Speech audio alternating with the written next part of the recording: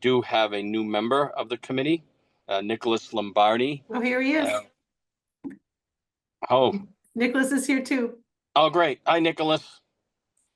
So we have 5 of the 7 members here. I want to, just for time constraints on my selfish schedule here, I want to do some introductions at our next meeting.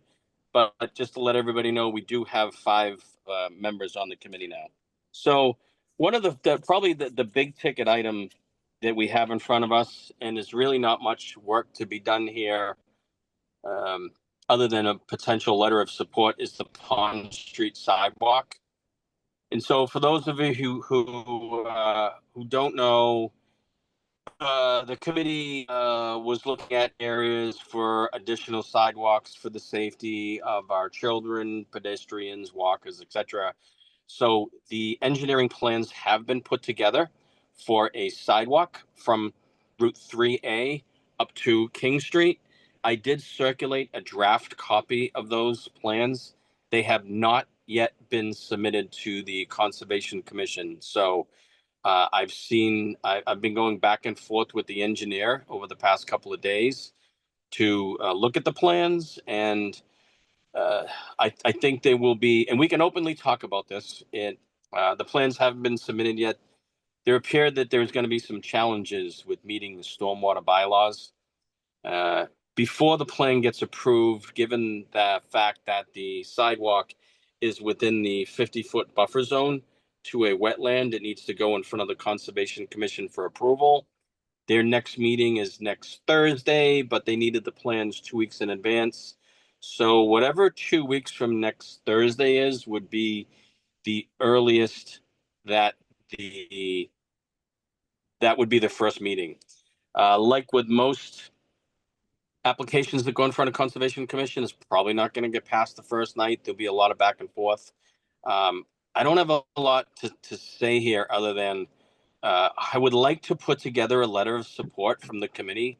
I would draft it. I would really like some input to that. And we need to focus in on, don't worry about the conservation issues. Let's focus in on the safety issues, because really that's the whole reason for the sidewalk. But when the application does get submitted to the town, and I'm hoping that it does get submitted in the next couple of days, I will forward that to you as well, so you can see the formal plan.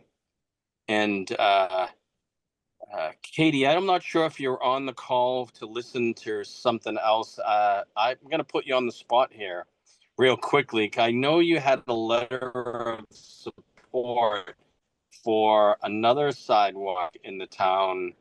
And I don't know if you're aware of this Pond Street sidewalk, but if you had any insight on that, I mean, I would greatly appreciate your opinion on it. Yeah, that's great. Thank you. I just wanted to, I'm Katie Dugan, 100 Black Rock Road. I'm a member of Capital Budget Committee.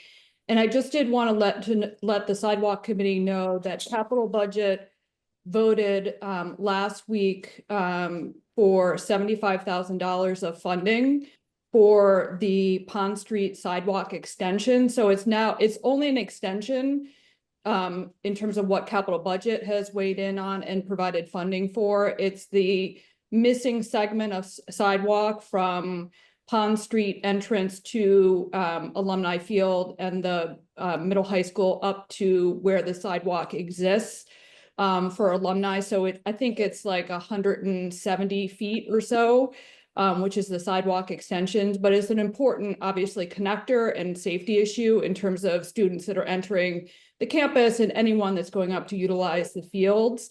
So that funding has been provided. I was on the Concom call where they reviewed sort of a preliminary conversation. There definitely, as you indicated, will need to be an NOI because it is in the 50-foot buffer zone. They gave some general guidance around what their expectations would be in terms of conditions. But my overall impression is that there was support for the project, but obviously the conditioning of that project is subject to that committee.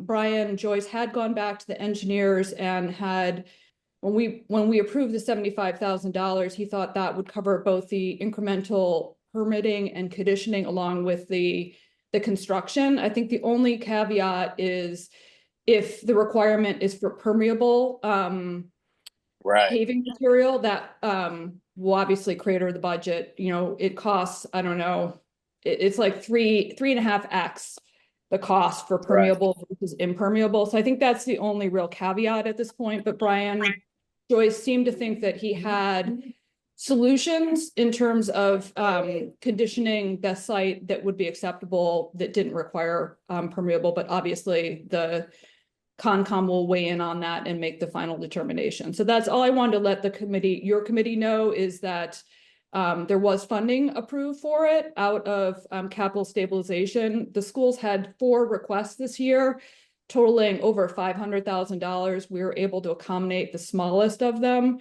There are 3 others that they deferred that going forward are going to need support from a variety of funds because they are much larger in terms of scope on the school properties, both Joseph Osgood and additional work at the middle high school. And that would need combination of school stabilization, capital stabilization, and potentially if there was support from the Roads and Sidewalk Stabilization Fund to get those projects underway.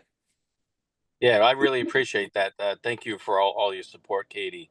But just a couple of quick questions. Is Morse Engineering the engineer on the sidewalk plan? I don't know. They didn't. Yeah. They identified themselves by name, but not by firm when I was listening, or maybe I missed it. So unfortunately, I can't Yeah. say. But Brian has been back in contact with them. They attended that meeting as representatives for the town. Yeah, no, thank you. And then to your point about the impervious versus the pervious material for the sidewalk, yeah, Brian has mentioned to us on a couple of times that if it has to be pervious, which means that water will filter through the sidewalk, it's almost like it's a no-go for any town projects moving forward due to this the 3 times plus cost.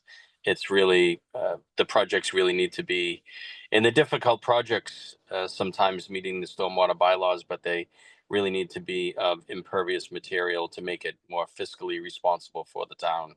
Yeah, and that plus the fact that you actually need to maintain it with a yearly Right. vacuuming. So there's actually special equipment that the town had to Exactly. buy in order to vacuum the sidewalk along Sawyer Street. And so adding to our vacuuming and maintenance by doing pervious is also sort of an ongoing issue for, I think, for the Right. town. So that's part of the consideration.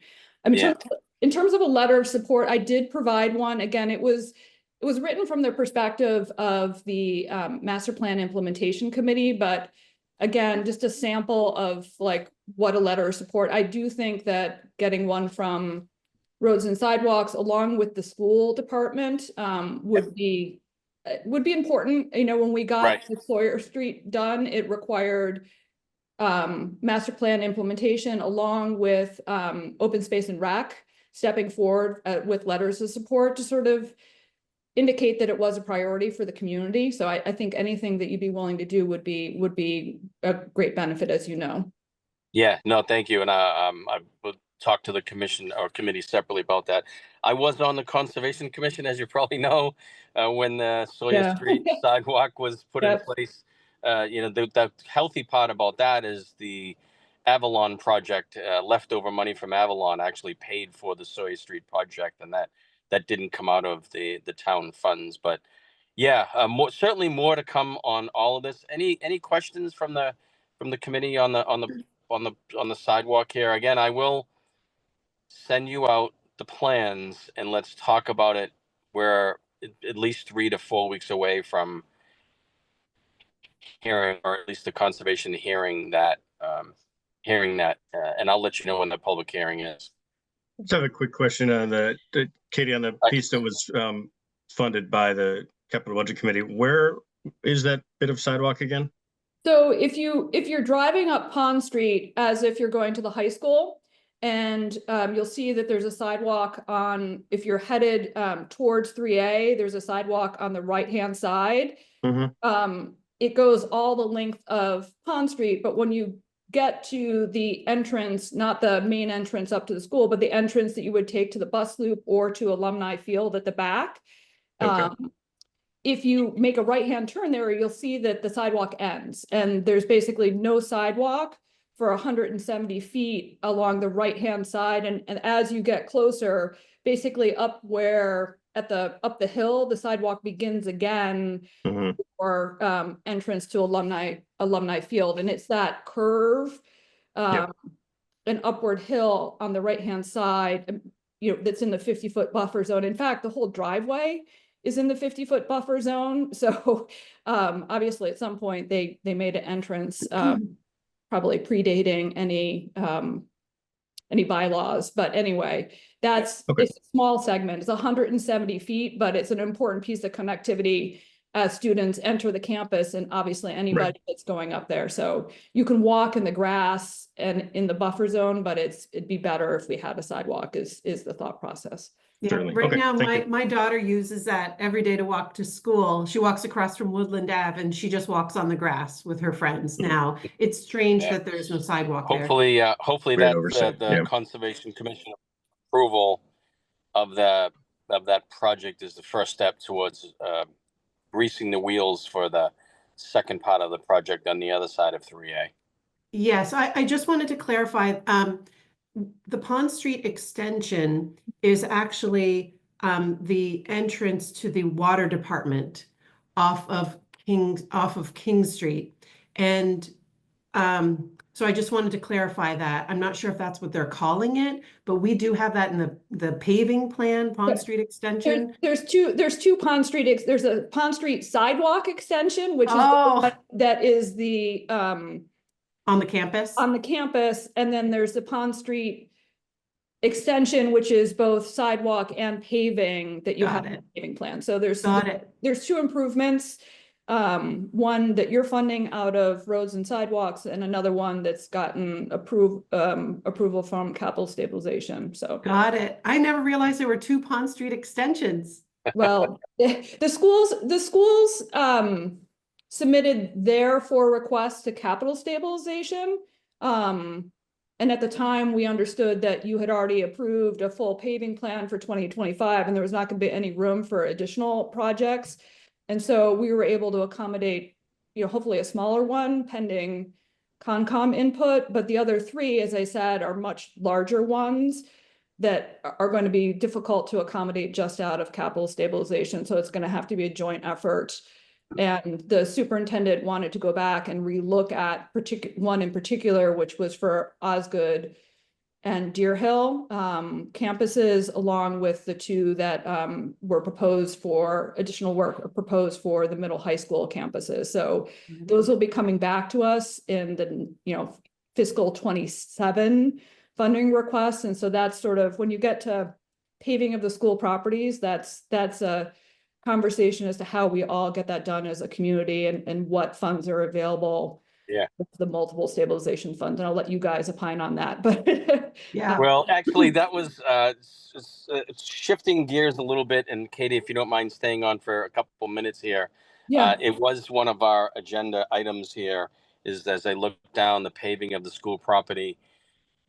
This is, as you know, it's what we were told is that each one of the campuses, Osgood and Deer Hill, and then the middle high school, were upwards of $1 million per property to get those paved. Our budget prior to the increase or the allocation of the stabilization fund was about 800,000. This year, we're upwards of a little bit of about $1 million. Long story short is, and I think everyone's aware, roads and sidewalk fund, there's no money available unless we just did that project and didn't do any other roads for the next 2 or 3 years in the town, and that's not possible. There's really no money in the roads and sidewalk fund to do the schools. Just to put it into perspective, I think we have Main Street South, I guess the northern part of South Main Street from the church going into downtown is roughly, I don't have the numbers here in front of me, $600,000 to $700,000, which is about 70% of the budget alone for this year. And then we're throwing in Beechwood and then the little sidewalk area. That's it. So when we start doing these big projects, my point is, we need more money in roads and sidewalk as other departments do and other committees do as well. We're doing some of the heavy hitter roads and then maybe a little one-offs here and there. There are some roads in town like Linden Circle and that whole area. I just throw that neighborhood out there. You know, they're probably 2 or 3 years, 4 years away, but they realistically could be 6 to 7 years away. There are some roads that, you know, there's a 20-year lifespan on the road, but we may not get to them for another 30 years, etc. So the topic was thrown up to me about the paving of the school. My message is that there's no money in the roads and sidewalk fund to do that, and so the more we can make people aware of that, the better off we are. Yeah, I appreciate your perspective, and I understand completely the 20-year road paving plan and the obligations between the 800,000 plus what you get in Chapter 90 lets you do a maybe $1.1 million a year in terms of paving, and I understand absolutely what that can accomplish. You know, I think in terms of the cost of Deer Hill, Osgood repaving and the cost of the middle high school, part of the reason that they were deferred is that the pricing is all over the place and there's a lot of work that needs to be done to make those projects scale them correctly. You know, I think the feedback, and I'm not, you could go back to our conversation we had with the schools on February 3rd. The feedback was that Joseph Osgood is a campus that isn't going to get a major renovation potentially from a core program coming from the state. And so if there was a project that we're going to pick off sooner rather than later, it might be Deer Hill Osgood, because that is a campus that isn't going to undergo significant construction. So, and I think the superintendent is looking at that as sort of potentially the next big paving project. But that being said, there's some significant denigration of pavement and sidewalks and curbing at the middle high school that will need to get addressed, even if the core program gets approved, because that'll be quite a ways off in terms of when that gets accomplished. So completely understand that. You know, capital stabilization was just asked to accommodate bonding for town hall, which is going to take up a lot of our free capacity for the next decade or so on top of what our normal obligations. So no surprise there in terms of another committee that's stretched. The school stabilization fund, I think there's no surprise there that the roofs are sort of the priority. Now, will there be funds that are left over once we understand the cost of Osgood? Sorry, that's my dog. The cost of Osgood, potentially, but I think the question policy wise is, do we collaborate? Do we go alone? But I hear what you're saying in terms of the roads and sidewalks position currently. Yeah, I mean, I'm not the voice of the commission. You know, I just facilitate these meetings. There are other members here. We do have a plan for this summer paving, but certainly let's all keep it on the radar for what our budget looks like for 26 and 27. Yeah, and the way I think about it is like the CPC model is that they ask that everybody have skin in the game, and sometimes with a small town, it takes multiple committees having a little bit or what they're able to in terms of skin in the game in order to make projects happen. And so I think that's, if I was to ask one thing, is just to sort of keep an open mind, and you know, we all are facing tight budgets, so I appreciate that. And I know there's nothing written, but it will be coming back in terms of a conversation in 27. So if you guys have a specific way that you want to be included in those conversations, please reach out to myself or to any member of the capital budget or schools, so we can kind of stay linked in on that.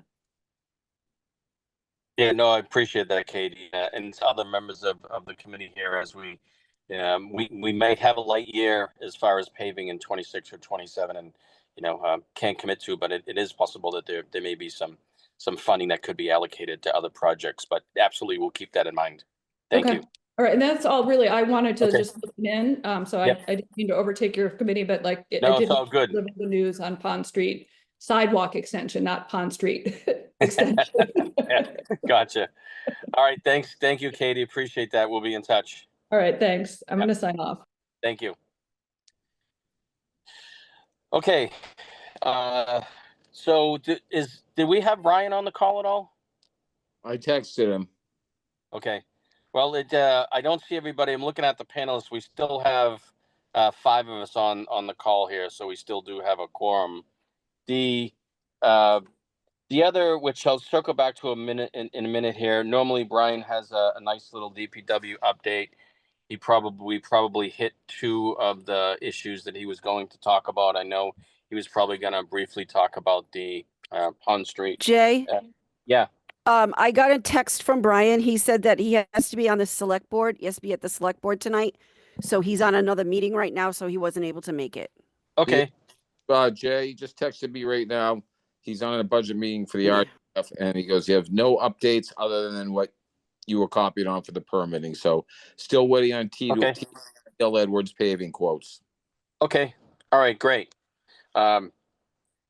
So again, we do for members here, just a reminder, we do already have a paving plan for 2025 that usually doesn't start until obviously warm weather. Sometimes it starts in July. Sometimes it doesn't start until August, September, and usually wraps up around Columbus Day. It would be great if all the roadways were done. I know there's usually a big push in August so that there's the start of school and everything is done. So there's nothing to do with the 2025 paving plan. Looking forward to the fall.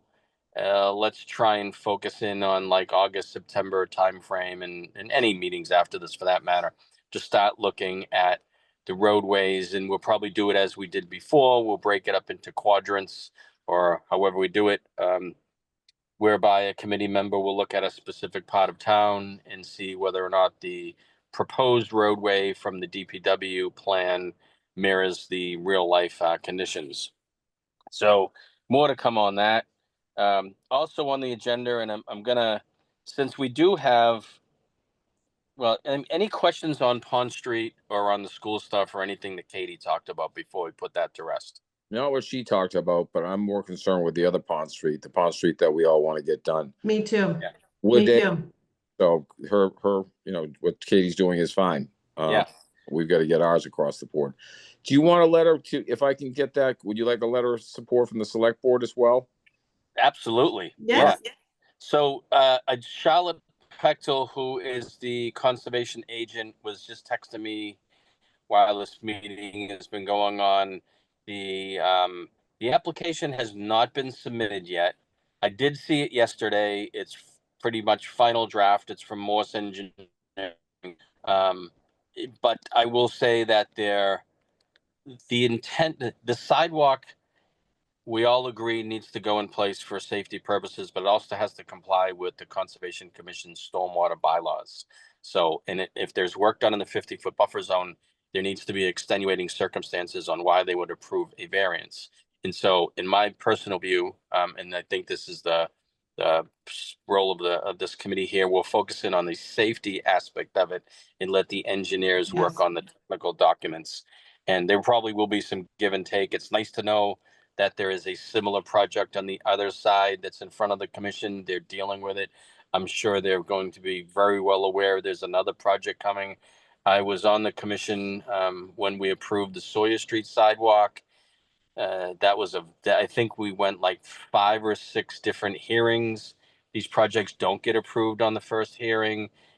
In just throwing some rough timeframes out there, if it's end of April, best guess is, we'll be lucky if it gets approved by June, but I'm optimistic that it will get approved by, June, July, so that it can be done in this fiscal year. And we have the money allocated.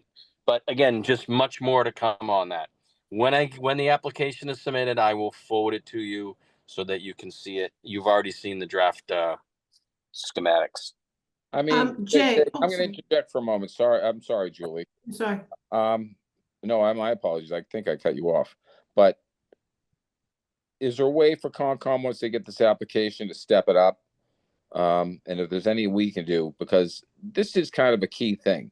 And I like what you just said about safety, because, I think one student or one kid or one family walking on that sidewalk is a lot for snowy egret, for God's sakes. Right. Frog. Yeah. So the application has to be submitted 2 weeks before the next hearing. The next is a week Thursday, and it wasn't submitted last week, so it can't go on the agenda for next week. So whatever 2 weeks is from next Thursday will be when it can go on the agenda. So that's the first hearing. It can't be because all the abutters. And Julie, I looked, and you actually are on the abutters list, so you'll be getting the notification. All abutters within 300 feet of any part of the project will be. There has to be 10 days notice. I believe it's 10 days. In the newspaper has to be that. So there's a lot of time constraints, but the only thing you can do is just put a good application forward, and then see what Concom has to say, and then they can be tough. So. Well, Concom doing their meetings in, sorry again, Julie. Is Concom doing their meetings in Zoom, or are they doing in person? To the best of my knowledge, there's still Zoom. They are. I'd like to attend that one for sure. Yeah. So again, when the application comes in, I will forward it to you. When I know the public hearing date, I will absolutely, and I'll know 2 weeks in advance. I will let you know. Anyone can jump on, and there'll be much more to come about that. okay. So, Couple of things. Hey, Julie, would you, since we do have 5 people here, Yep. do you mind if I actually jump off altogether? Nope, that's fine. And, Julie, if you wouldn't mind running the meeting, we still do have a quorum of 4 people here. Yep. Hopefully nobody bumps off. And Frank, I haven't forgot about you. I have here on the agenda the sidewalk safety on the bottom of Pleasant Street. So if we could touch it, Frank, you can touch about that. Appreciate and then that. a public safety message to the town, and then anything else you want to talk about. I appreciate all your time. Yep, no problem. Thank you, Jay. All right. Thank you. Talk to you soon. Bye-bye. Thank you. So it's too bad Jay's signing off, because one thing I wanted to ask him about is Tori Hanna is on the school committee. And in that conversation with Katie, it was brought up that perhaps a letter from the school committee would be useful for the Pond Street sidewalk application. And I wondered if that might be helpful to us if we got the school committee to say, yes, we support the sidewalk being put in on the other side of Pond Street so that our students had a safe passage to school in that half of town. I wondered if that might be. I don't know if Tori would have to recuse herself from that. Again, I'm not speaking. Right. She may. But could she bring it to like maybe we would have to bring it to the board and she would recuse herself? I don't know. Or is she allowed to bring it as a topic to them and then recuse herself? I'm not sure, but I think if we get our letters from, we could maybe from the school committee. My only worry about that is, again, what Katie brought up is about getting the paving, and I'm not saying this would happen. Towns come together, but quid pro quo. oh, I see what you mean. Oh yeah, good idea. No, let's leave them out of it. So I think I will talk to the select board tonight, generate a letter. And I'm sure we could probably get one from capital, from planning. I mean, it's a needed addition. We've been working on it for how many years now? And Yeah, we a long time. plain and simple, we need it. Yeah, I agree. It's a major safety issue. We're within, a quarter of a mile from the school, but there's no sidewalk. And there's so many kids walking in the middle of the street, and it's just dangerous. Well, it's like what Frank's going to bring up, I believe, is I'm going to let him take the ball on that.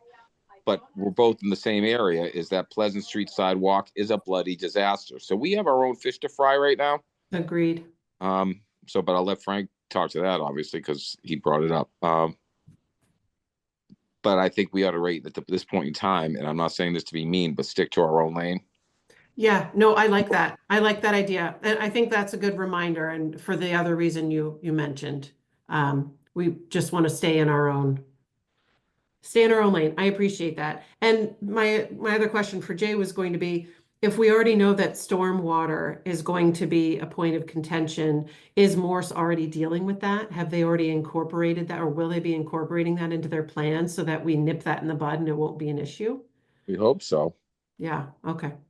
Because I like what Jay said, though, you guys, about coming at it from safety. Again, I think a family or kid on a bike or someone in a baby carriage is a lot more important than a turtle. I mean, I love turtles, don't get me wrong, but you know, Agreed. Agreed. Same in the Pleasant Street area. So, yeah. Frank, why don't you talk a little bit about the next agenda item? And I'm sorry, I don't have that pulled up in front of me, but Jay referred. No, no worries. I don't actually have it up either, but I'm glad Jay mentioned it. So, my main concern is the bottom full block of Pleasant Street between Cushing Road and the new building at 1 Pleasant Street actually continues through to basically Pat's Barbershop with the curve there. So the Pleasant Street portion effectively doesn't have a sidewalk for the first house or so with off of Cushing Street does technically have a sidewalk. It's a little bit raised. There's a soft curve there. But then after that, there's nothing. It's just walking on the shoulder of the road. It gets very narrow. And that particular strip of that block of Pleasant Street is very busy with car traffic coming and going to the schools, and also massively busy with foot traffic. I mean, there's always people walking on it. It'd be interesting to count how many students and people walk through there every morning, but it's a ton. And the car traffic, it again is massive in the mornings and evenings. So I think it's really an important section of town to address from a sidewalk safety standpoint, especially because they just built 14 new condos there. There's a preschool at 1 Pleasant Street. There's a town parking lot that has virtually no sidewalk or crosswalk connectivity to town itself, which makes no sense. And so if the preschool or the 14 or whatever, how many people end up moving into that building are trying to get to town from virtually 50 feet from town, there is no connection there. And then same said for the because of that block of Pleasant that doesn't have a sidewalk, there's hundreds of houses up in the hillside neighborhood there, Pleasant Street, Smith Place, all of that, all the way up to Pond that have no connectivity to town. Even though there's okay sidewalks, really okay as a stretch, but there are, most of those side streets are safe-ish to walk on from a sidewalk standpoint. I wouldn't advocate for a sidewalk on those because I know the demands on the budget and everything, and there's just too many streets there. But this one block is one of the busiest that I see, and there really isn't a sidewalk. And to make it safe, it's such a short stretch. I think I did the math a while back, but it's not long. It's not complicated. I think technically it probably is near wetlands because what in town isn't. I know that you can't actually, on a map it shows a creek there that doesn't exist, but I'm sure it's still a problem from a regulatory standpoint. But I'm excited to see what's happening over on Pond Street, and I'd love to try to get the wheels moving on this project, seeing how long it takes to get something like that done with all the approvals and planning and everything. So I'd love to talk about what those next steps might be, where the first step is to try to get the ball rolling on that if the committee sees fit. Frank, I'd agree with you because that was one of the first, that's both in our area. All right. Brought that up, was in my little grid. I would back you 100% because I can't stress the importance of it. We've been talking about it since roads and sidewalks kicked off. I know Brian drawbacks, but that whole area is degraded, and you're absolutely right. People walk their dogs, yours truly included. And I'll tell you something, that little preschool on 1 Pleasant or 1 Pleasant is taking off. Right now we're playing in the back parking lot. You don't need someone running through that parking lot at this point in time. And so I would think that you have the school bus at the corner of Cushing and Pleasant. I mean, I couldn't stress enough that I'm behind what you're saying 180%, just as much as I am about Pond. Those two are some tough areas, and shouldn't be walking. I agree. It's so busy, and it's right in the middle of town. Right. It's a major safety issue. And you're right. There's got to be wetlands somewhere around there. There seems to be wetlands everywhere.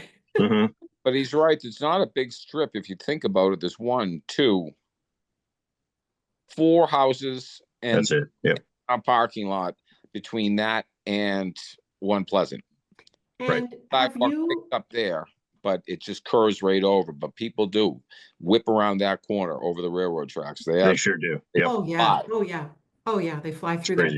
So what about, remember we looked at last year that GIS database or website where it shows where the town property lines are, where they fall along the roadway on a Yeah, I particular have it up roadway? actually because I was looking at it. Okay, because what the only question I have is, how are we going to have any difficulty with the folks who own houses along that strip, and what would have to be removed, if anything, in order to Mhm. put a sidewalk there? And are we talking about a major sidewalk with a curb and granite and all of that, or are we all fine with the Cape Cod berm situation that we're hopefully getting on Pond Street? I think, Yeah, I mean, we'll take what we can get. It's so, anything is an improvement. I don't know what you were going to say, Paul, but no, about the same. I would Yeah. say berm would do the trick, just something to show it's there. Yeah, Mhm. I mean, I know that Brian was worried about it taking you guys, but the only thing is there's a couple fences, and if the town, Yeah, the fences are the only thing. It looks Yeah. like those are all on the town easement. I'm not to share my screen on Zoom, but I have it up, and the roads tend to skew to one side or the other of the town easement. The road Oh. itself is on the side that we would not want to build the sidewalk on, which is to say that there's room in the town easement on the side where we would want to build the sidewalk, because I think technically there is a sidewalk for part of it, though I would argue otherwise. But it is there, and that's because that's where the easement is. So I don't think there's okay, telephone poles. I think they're on the other side of the street. It's hard to. Right. I'm looking at Google. Yeah, no, based on the shadows of the telephone poles. Telephone poles are on the other side. There really aren't any obstacles from that standpoint. It just needs to be raised up so that it's an obvious sidewalk. And Yeah. maybe 1, 2, 3 fences would be in the way, but I really think it's just one house's fence. okay, that's really good to hear. I think Yeah. that'll make it a little smoother. and we can politicize that too, Julie. We offer, Yeah. town takes on the dime to move it back, a couple feet or an inch or something. Right. But, I'll tell you guys as a whole, we're going to run into some difficulty up at, when we start doing Milligan at some point, because there's land that's, as people take over, you can't fault them putting up a shed and things like that here or there. So, Right. Right. it's usually wise to pull your fence back in. I put one up, I pulled it back 2 feet. And Oh, Right. Interesting. so you just do. Well, And I don't know if it's for the greater good. Yeah, exactly. And the fence that would need to be moved is a select board member's fence, so I don't think they would put much of a fight in order to get a sidewalk back in front of their house. Oh, interesting. Okay, very good. Yeah. Very good. Okay. Well, I think hopefully that will help. Yeah, you would think so. Yeah. Okay. So what's the first step? How did you get the ball rolling on the Pond Street piece? Should I get signatures from neighbors? Do we try to get a line item in the budget for engineering? I am not sure. I have to defer to Jay on this. From my recollection for the Pond Street, it came out of a few years ago. A few of us in the neighborhood started a petition for in order to have some funds that the town may have available in free cash, to use that money to put towards a feasibility study, Mhm. have a sidewalk built on King Street and Pond Street, to connect this part of town to the schools and to the downtown area. Yep. And that got a lot of what's a word I want? A lot of interest from people at town meeting, including Paul, which I am so grateful for. That's how we first met, because I had to shoot it down, their petition, because I then let them know that we were creating the Roads and Sidewalks Committee. And it was so neat that Julie and Toria joined. So here we are. That's right. Here we are. That's right. So it came I from felt bad that. about that night till I was able to tell you about Roads and Sidewalks. Yes. So that's how this one of the reasons why the Roads and Sidewalks was such an important investment by the select board, and why Pond Street was, one of the first, hopefully will be one of the first projects that actually, first sidewalk projects that really get done, new sidewalk projects that get done. I think that if we decide as a committee, I have to defer to Jay, but if we decide as a committee in an upcoming meeting that we'd like to prioritize that area, then I don't think we need to go the route of town meeting or getting signatures. I think we would just figure out a way to put it on the 2026 paving and project plan. And then we ask Brian to help us get the engineering plans going. That's what I would think, but Okay. I'm Well, not we entirely already sure. have, we have the plans for it, right? For Pleasant Street? Oh, I'm sorry, not Oh, for, I'm sorry. I'm Oh. just answering Frank's question about Pleasant Street. my mistake. I bounced over the pond by mistake. Mhm. I Yeah, apologize. no, that's okay. That's No, okay. but I think that makes sense. Yeah, Julie, you're right. I mean, if it's because it's already there too. Technically, there's already a Yes. sidewalk there. It just needs to be paved and Yes. raised up and added, and a berm added. Maybe that's would make permitting a non-issue as well, because we're asking is to improve the existing sidewalk by Yes. elevating it above the road surface and adding a Cape Cod berm. Yes, I would hope so. I would hope so. Because it's And I don't already think you need an to go impervious through what we went surface. through. Yeah, No. right. Hopefully not. Yeah. I don't know if you're gonna run into Concom issues. The stream you're talking about, Frank, that runs my property line goes back by my neighbors to them. It's an stream. Okay. But but I don't know if we're even 50 feet from there, because my neighbor's got a pretty big yard and it runs all the way back. And we've got, as you said, we've got a sidewalk technically that is there. Right. What we want to do is just improve upon it. So I'm thinking to go, maybe we just put it up with the Cape Cod berm. Mm-hmm. Just make it, but a place that people can walk. Right. And keep it, the old saying, keep it simple, stupid, keep it simple. Right. All Yep. of it. Yep. And we're looking at 300 to 400 feet, depending on if we do 3 houses or 4 houses. It's pretty minimal. Yeah. So hopefully it's maybe just a line item that can be added to the 2026 paving plan. That's what I'm hoping for. That's what I would think. Be great. Yeah, that's the easiest approach for sure. So maybe we put that Carol on the agenda for our next meeting would be to formally as a group discuss it and maybe potentially vote on the plan of adding it to the 2026 paving plan. Okay. They quote unquote pleasant, you'd call it Pleasant to Ripley or something, but we're not going up that far because the sidewalk exists next to the barber shop and the building, the art center. Yeah, we could say augment or improve the sidewalk along Pleasant Street from, what was it, Ripley to Say from Cushing, starting Cushing? corner of Cushing to, you're basically going to go, I think, Frank, see if you agree with me. Basically, you're going to the town parking lot.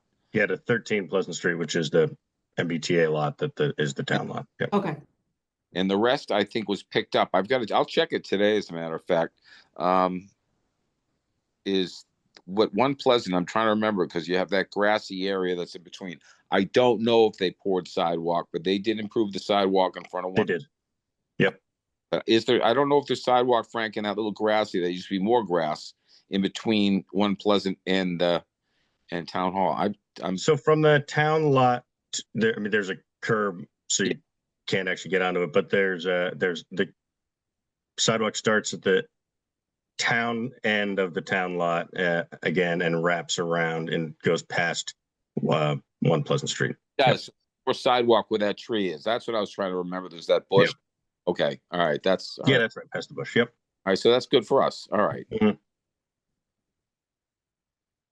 Okay, so great. Sounds like we've got a plan there. The other minor item I wanted to talk about with Pleasant Street in mind, but I'm sure there's other places in town where this is the case, because the sidewalk is, in a lot of places, an air quotes sidewalk where there's just the fog line and the sidewalk is on the right side of it. And yes, it may be 2 inches higher than the road because of a light Cape Cod berm.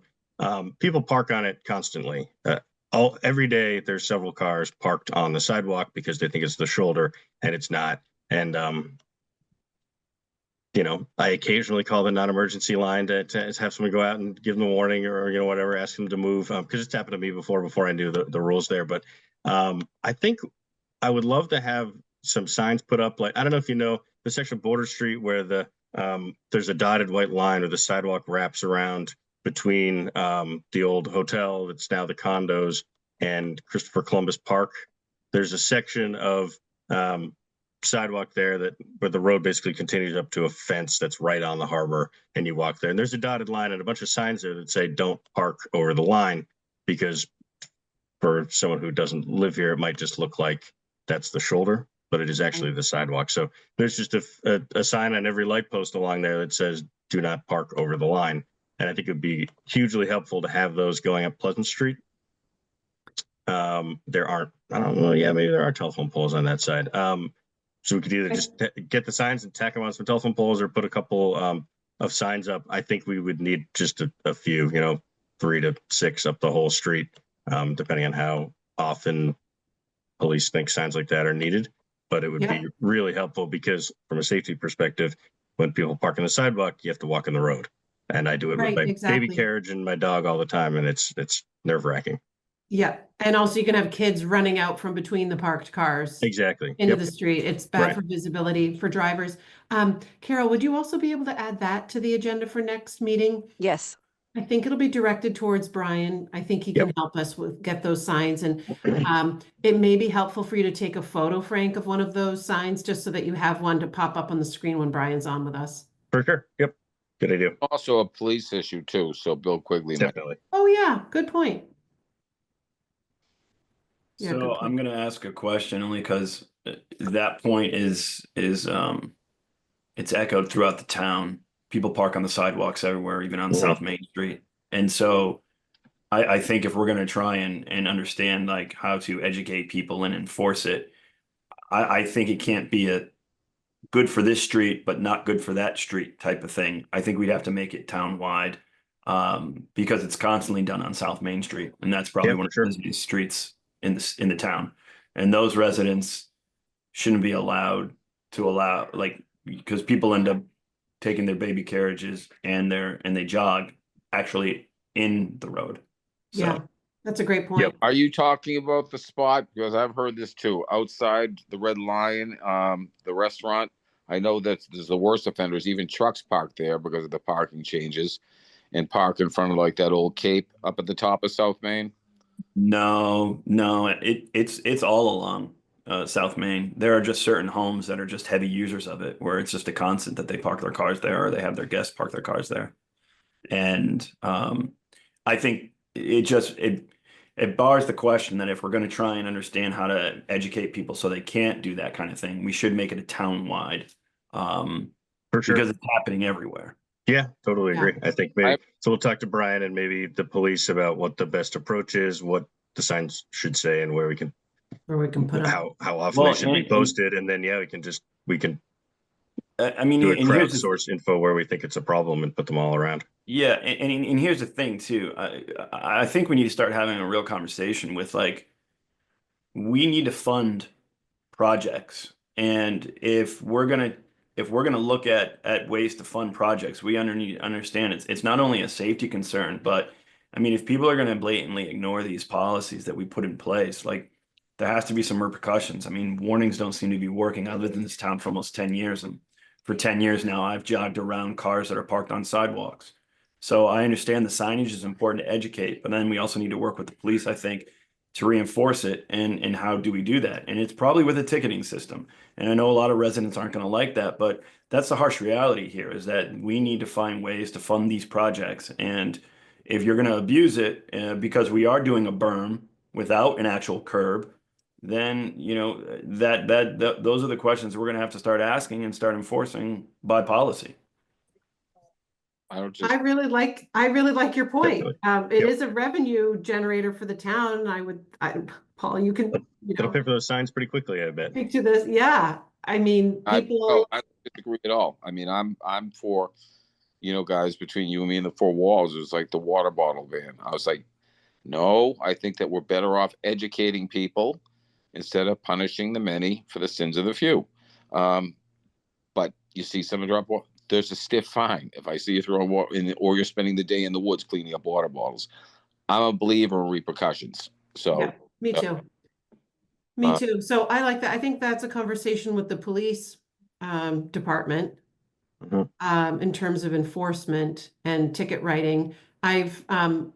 Nicholas, I've been feelings. I felt strongly about King Street. We, thank goodness for Paul, helped get a speed sign, an electronic speed sign put in on King Street. But because the issue on King Street is that people are driving about 50 miles an hour in a 30-mile-an-hour road where there's no sidewalk for people to walk on, and it's incredibly dangerous. And I want the police there all the time ticketing. And unfortunately, they're not. And I also see people drive through the 2 stop signs on King Street in order to continue speeding. They go through all day long. And I wish the police were there ticketing more often, because they would be making a lot of money if they were. And then maybe people would stop. Frank, speak to this too. Same thing down here on Pleasant and Cushing. Absolutely. I've tried to Yeah. film people like taking the right from Cushing on to the bottom of Pleasant Street. People go through that stop sign at 25 miles an hour, Yep. which is It's nuts. crazy. It's Yeah. crazy. And But it's a 90-degree turn. It's insanity. Yeah. funny, I walked by a police officer who's parked, for maybe 15 minutes. But I walked up to him and said, you know something? You really want to get an unmarked cruiser, because I'm going to come to a stop if I normally wasn't, because I can see you plain as day. Yes, Right. exactly. Right. Exactly. You know, Yes. And then when he drives away, people are going to go right back to the behavior that they were get your quota, standing by, before. park your car with you, get your gun out, stand behind the fence for 10 minutes. You would have your quota on both roads. Because I've seen that up there at Kings. I travel that route all the time, Julie. Yes. So, and I tell my daughter, make sure you give yourself that and the lights at Pond Street and on Beechwood. Keep Correct. an extra 3 or 4 seconds, because someone's going to go through that light, or you're going to get Exactly. Yep. Exactly. So Nicholas, we're on board with that. And I think we should add that to our next agenda as well, Carol, if we could. Okay. Enforcement of, Yeah, new Uh, signage uh, and enforcement of sidewalk parking rules, because the Okay. rules are in place. They're just not very often, or if ever, enforced. Maybe only when I call the non-emergency number and tattle on somebody. yeah. Okay, good. And welcome, Nicholas. I'm sorry that we Yeah, haven't welcome. Yes. officially, Jay didn't do it at the beginning, but maybe we could just go around quickly and do a little introduction. So sorry, I do have one other question, only because Of I course. have worked with the folks at Conservation for personal projects. And this is okay if we don't know this now, but my understanding is that the Conservation Society or the conservation team that's in place is to ensure that the water is reduced so that the wetlands don't have a negative impact. When we look at sidewalk implementation or plans for sidewalks, do we factor in the engineering of pitching those sidewalks to existing storm water catch basins that are in the roadways already, which then negates the issue of it even being in a 50-foot buffer zone? Because the concern they have isn't the soil itself being moved, but it's what's replacing the soil. And if it's a permeable surface like amosite or concrete, then where does that go? So do we have the engineering studies already factor that in? And so that way, when they come with that concern, we already have that argument in place? Or is that something that we kind of handle case by case because it increases the cost of the study?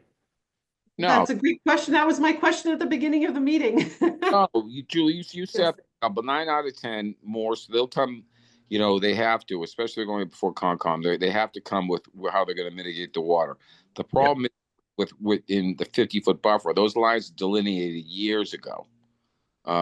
But yes, to answer your question, Nick, they're so, and now I'll probably get shot in the head if I'm wrong, because I'll go to a meeting and they didn't.